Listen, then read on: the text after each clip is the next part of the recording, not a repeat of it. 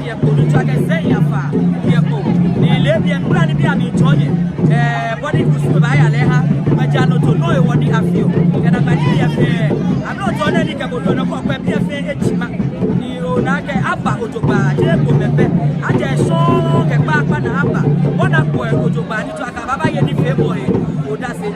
I make a caution sending up one fair, okay, about me. Whatever you're going to be more higher than Otoba. Yeah, what we are where the Oba or a joy, I guess I let me what it. And say, we are walk panic. She doesn't know, man, and I can one be a fair. Yeah, we are seeing over Bomodiake, who must be a piatone, no, what you over Fatamo. Be an edgy go to bad, be an edgy go to bad. I can go come rub up on the sea, and you're going to any favor.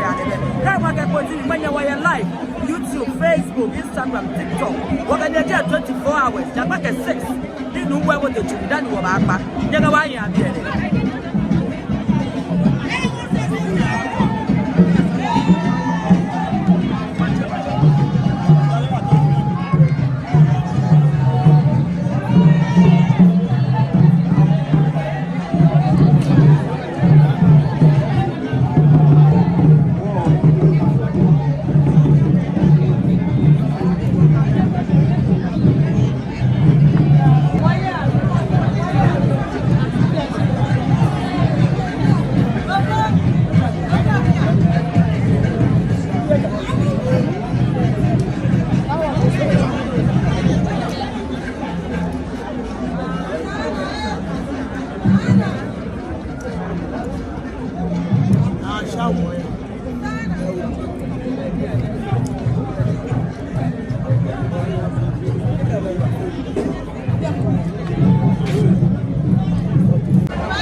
Facebook é grátis para YouTube, YouTube é Facebook.